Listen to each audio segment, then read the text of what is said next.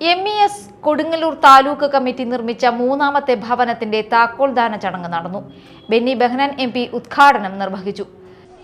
ഇന്ന് കേരളത്തിൽ മാത്രമല്ല രാജ്യത്തും ലോകത്തുമൊക്കെ അറിയപ്പെടുന്ന ഒരു വലിയ പ്രസ്ഥാനമായി വ്യത്യസ്ത മേഖലകളിൽ പ്രവർത്തനം നടത്തുന്നു.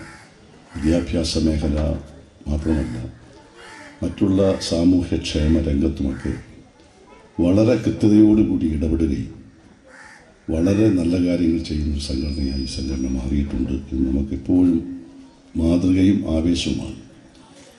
ഈ നാടിന് തന്നെ ഒരു പൈതൃകമുണ്ട്. എനിക്ക് തോന്നുന്നത് MES പോലെയുള്ള പ്രസ്ഥാനത്തിന് രൂപം കൊടുക്കാൻ കഴിഞ്ഞത് ഈ നാടിൻ്റെ സാംസ്കാരിക പൈതൃകത്തിൻ്റെ ഏറ്റവും വലിയ ഒരു സംഭാവനയാണ്. ഇങ്ങനെയുള്ള നാട്ടിൽ മാത്രമേ അത്തരം കാര്യങ്ങൾക്ക് ഏറ്റവും കൂടുതൽ അതിന് തുടക്കം കുറിക്കാൻ കഴിയൂ.